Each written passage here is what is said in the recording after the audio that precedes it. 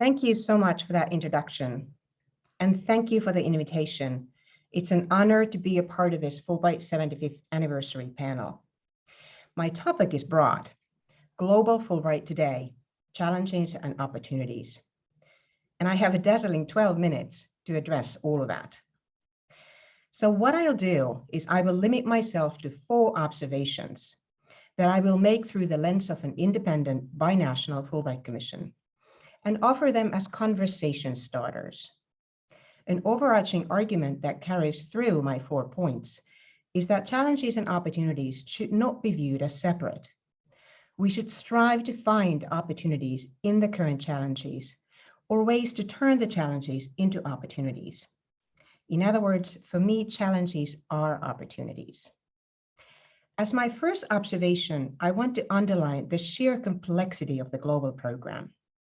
It's a notion that may seem self-evident, but the significance of it and its implications are often underestimated and not properly understood. Fulbright is a remarkable international exchange program with a global reach. It's highly complex, with a vast number of stakeholders, cooperating agencies, and networks, all participating in carrying out the program. In practice, this complexity can sometimes be a real challenge. The participating countries are obviously very different from each other, and there's a difference between the well over 100 programs run by US embassies and the 49 programs run by binational actors, the commissions. But further, if you compare the 49 binational programs, there are vast differences among them too, including what specific grants are available, how they're managed, and who funds them, among others. To complement the charts that we saw in the previous presentation with the US government angle on the structure of the program, I wanted to share with you a chart from another perspective. Here, just as a case study, is what the program looks like from where I stand. It's a commission-run program. And note that this is a highly simplified chart of the complex reality. The program is binational, so you have the 2 equal sides in the slide. It is based on a governmental agreement, so you have the 2 governmental structures behind the program on both sides. You also see some of the key institutions, again on both sides, that help make the program happen in practice. In short, it's a complex set of relationships, all of which have to function seamlessly for the program to function well. The quality of these relationships ultimately determines the outcome. It's important to note that in the case of another commission in another country, their chart looks different. The commissions are all unique. For instance, characteristic to our Finnish case is that the vast majority of our grants for both Finns and Americans are funded by Finnish institutions. So you see the big blue box there, denoting the large number of our institutional partnership agreements. Another fundamental element is, in our case, is the strategic engagement of the alumni. The grant experience is a gateway to lifelong engagement and impact, and both our Finnish and American alumni are involved in every aspect of our work, including funding grants. Hence, the entire chart rests on the block that says alumni. Regardless of the differences, the one thing that applies to all Fulbright programs in all countries is that to be successful, all of them rely heavily on relationships. So in view of the administration of the program in the US and beyond, my action point is, the better all of us learn to understand how things work and how they look from the perspectives of others, and the better we take care of these relationships, the higher the probability of a successful collaboration and the better the program.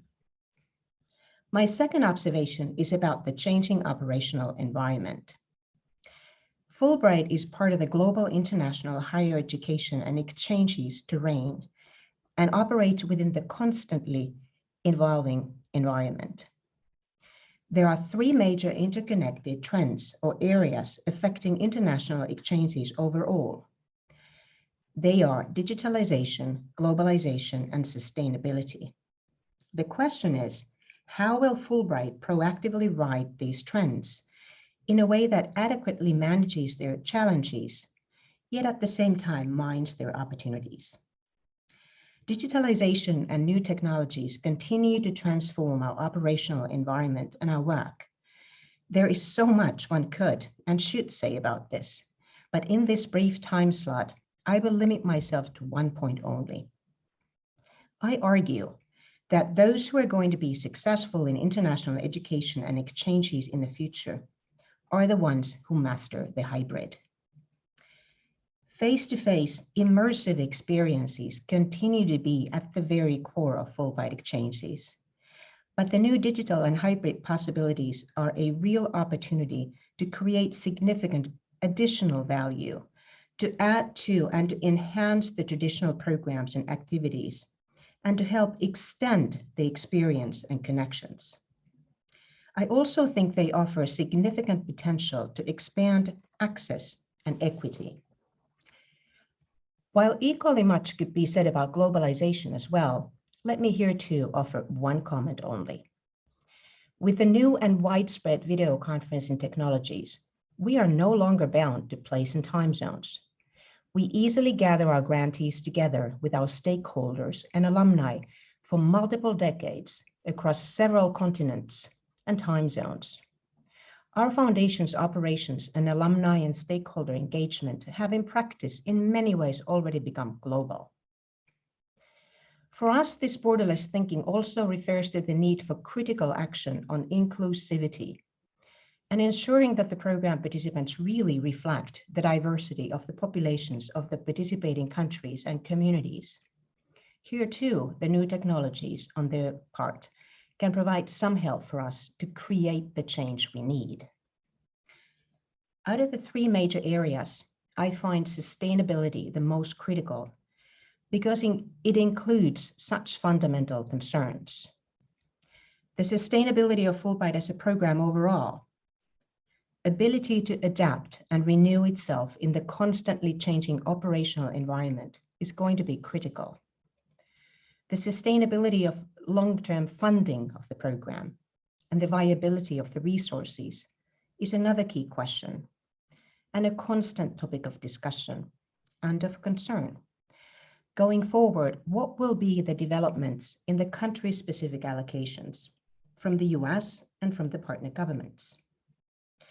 And what are the realistic opportunities of all of the country-specific programs to obtain other funding?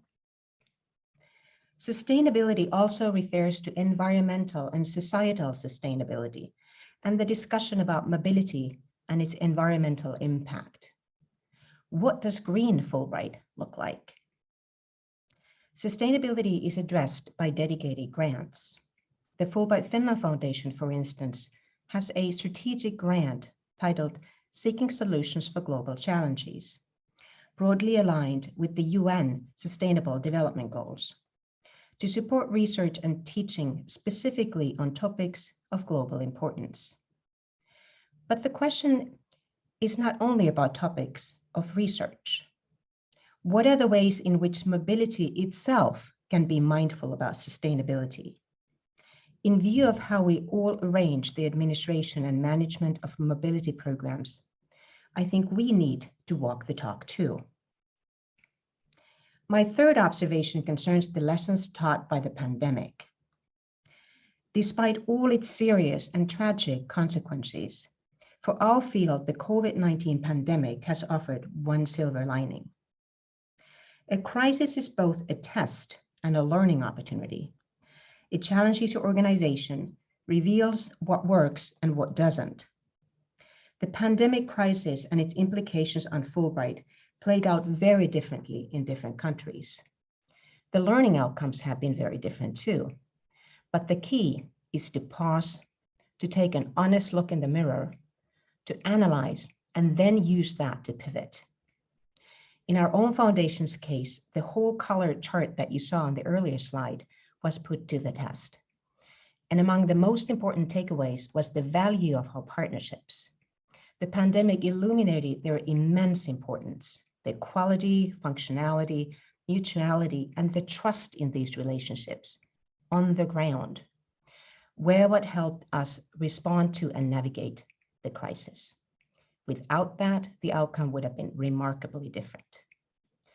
The pandemic showed us that there is enormous strength in the Fulbright program's original ideals of mutuality and genuine partnerships.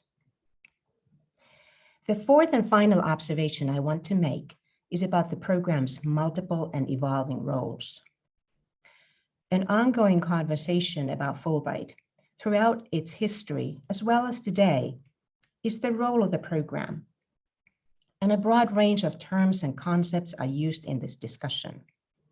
In our orientations for both Finnish and American grantees, we talk about the overlapping and complementary roles that grantees may have. For instance, citizen diplomacy and education diplomacy. And many of our scholars work in areas and projects that have characteristics of science diplomacy or knowledge diplomacy, just to mention a few examples. And it's good to remember that there's quite a bit of variation in the definitions of these terms too. I think it's important to acknowledge that the role of the program is not identical in all participating countries globally. Instead, its role, scope, and emphasis can be distinctly different across countries, contingent upon the governmental agreement and jointly identified priorities in the given binational context. So each bilateral program operates in a somewhat open and negotiable academic space, defined by one or typically several of these multiple roles. With 20 years as a Fulbright director, it would be very difficult for me to choose one single term that could describe the program and its role in full. But if I absolutely had to pick only one, the closest would probably be a leadership program. I would like to see Fulbright as an inclusive leadership network, where the word leadership is not about age, rank, achievements, or titles, but rather a choice that anyone can make to lead by taking responsibility and working in collaboration to create positive change. When the Fulbright program was founded, it was a trailblazer. Trailblazing going into the future requires leadership, embracing constant change, finding opportunities in challenges, and drawing strength from the program's original ideals of partnership and mutuality. The best way to celebrate the past is to come together to build the future. It is up to all of us to work together to ensure that Fulbright is also a trailblazer into the future. So to everyone at Fulbright, in any of the many roles in its complex network, past or present, congratulations on the 75th. Kiitos, thank you.